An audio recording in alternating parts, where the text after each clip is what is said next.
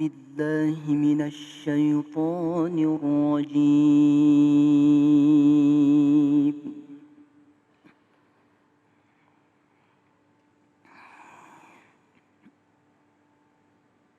بسم الله الرحمن الرحيم.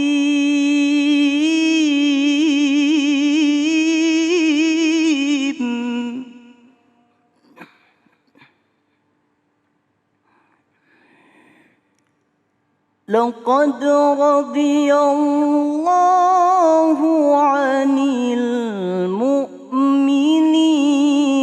إذ يبايعونك تحت الشجرة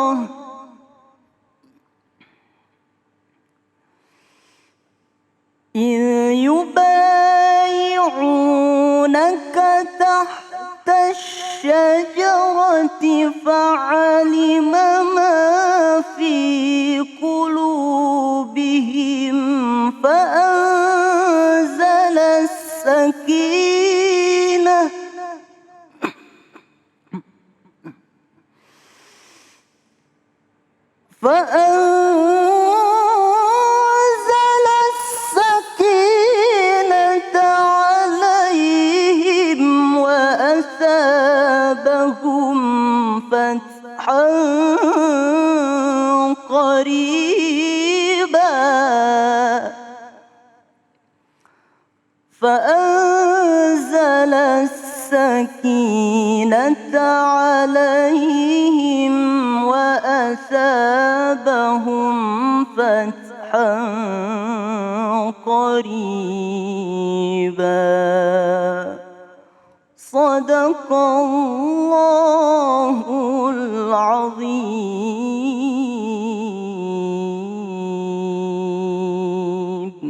Maha benar Allah dengan segala firman-Nya, Masya Allah.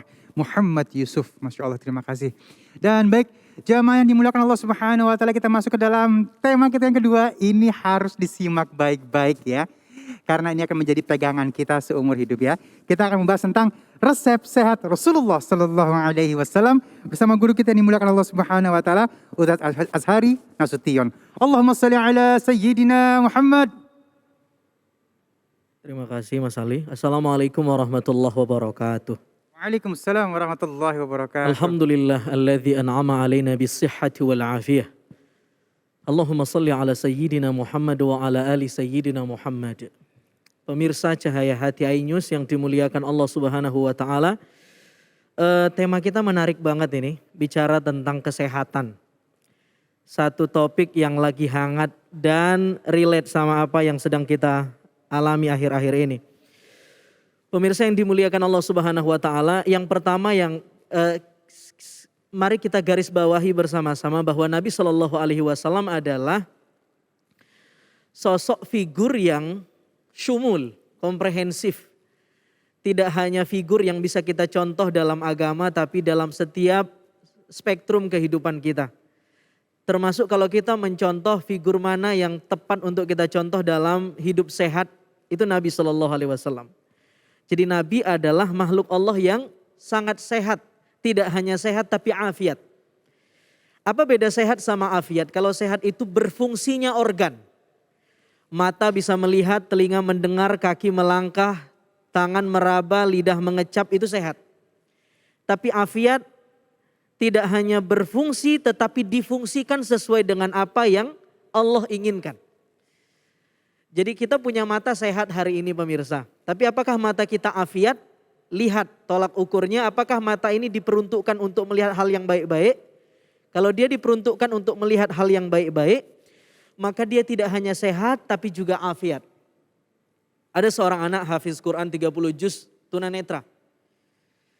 Ditanya di wawancara, wahai Ananda yang hafiz Quran, mau tidak Allah ganti hafalan kamu yang 30 juz itu dengan mata yang sehat?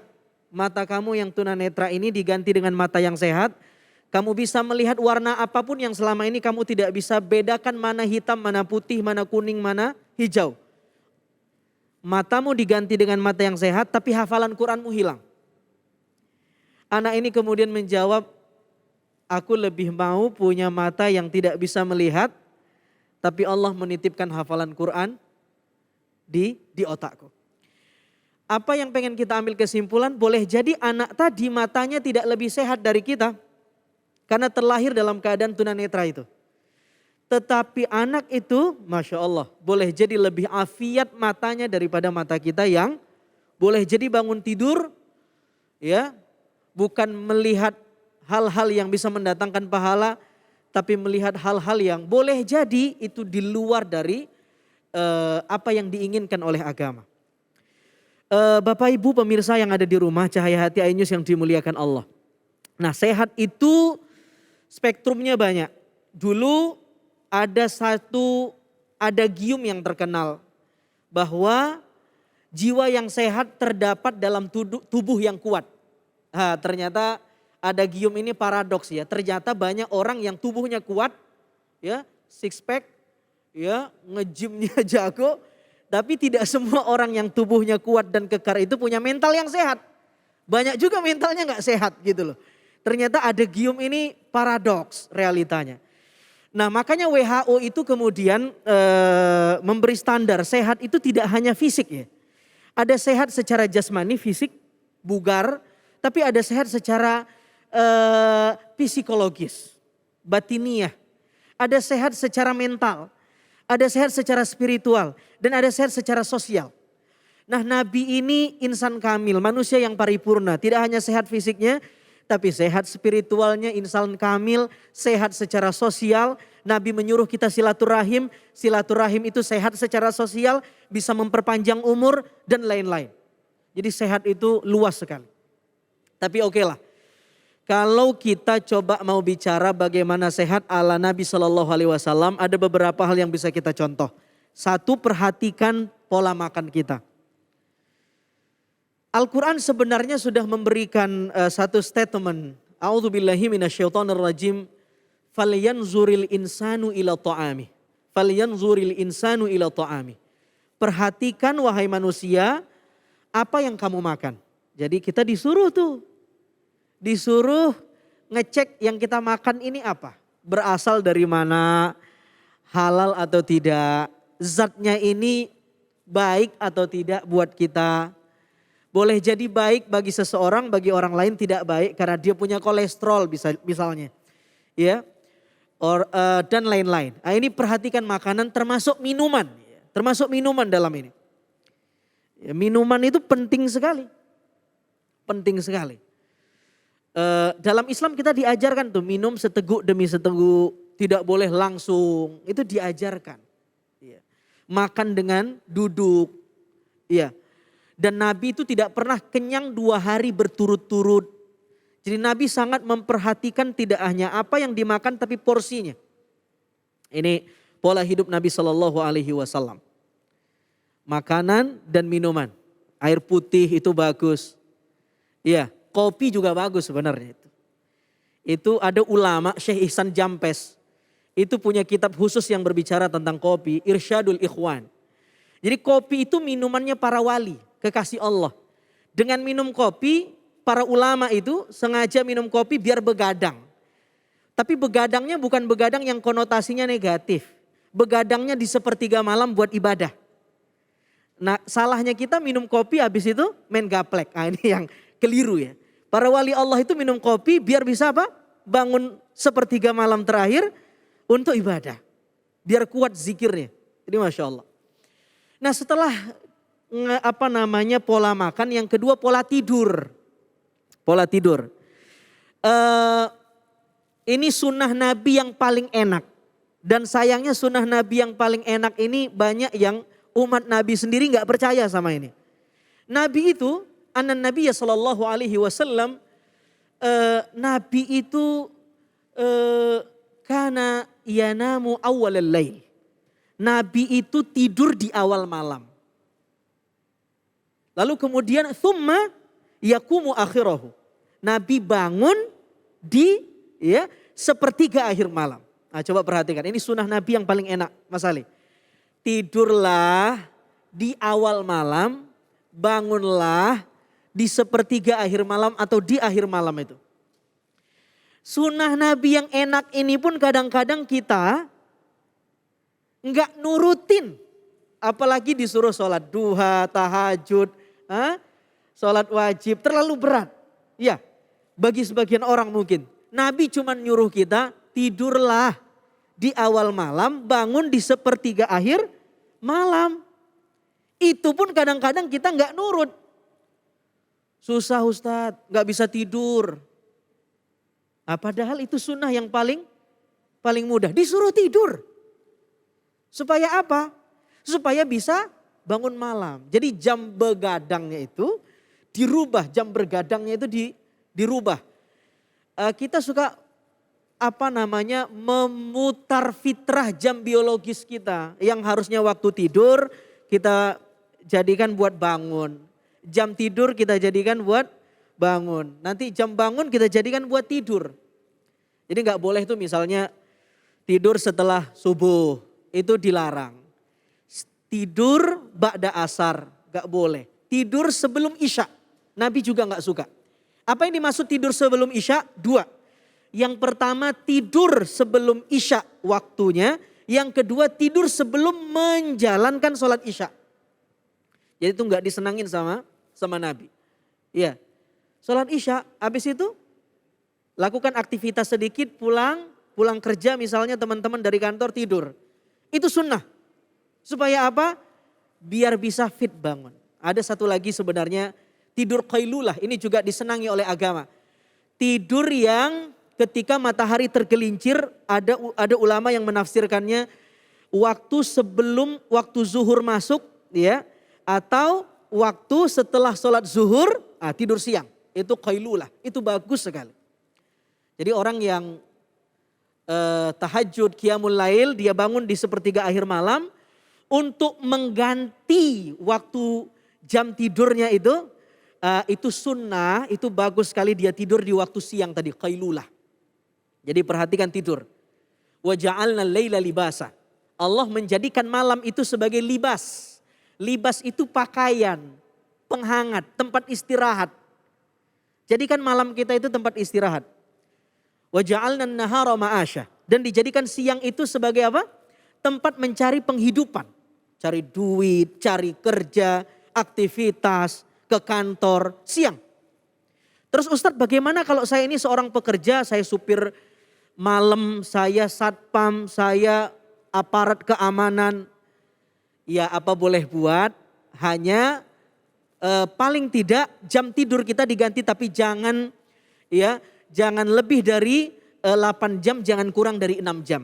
Itu penting sekali. Karena begini teman-teman, kalau kita begadang nih Mas Ali, begadang itu bisa merusak fungsi liver. Jantung kita ini fungsinya satu, memompa darah 7.200 liter darah satu hari. Tapi kalau liver itu fungsinya 500. Jadi organ yang paling sibuk dalam tubuh kita itu liver.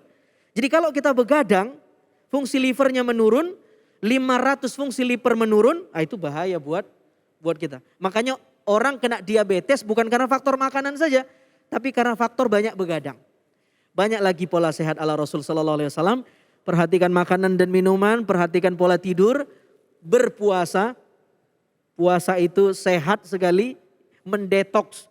Lalu yang keempat, mendetoks kolbu kita, yang batin ini, bukan jantung ini tapi yang batin. Husnuzon, berprasangka baik, itu juga menyehatkan.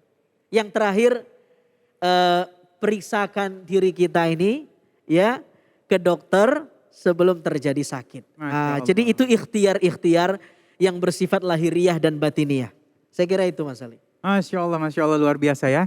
Dan Ali yakin siapapun yang mendengarkan dan langsung mengamalkan ini insya Allah akan mendapatkan ilmu yang sangat luar biasa ya. Badannya jadi sehat semuanya insya Allah ya.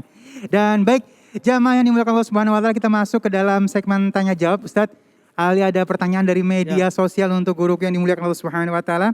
Pertanyaannya dari Gaga 007. Ya. Ya.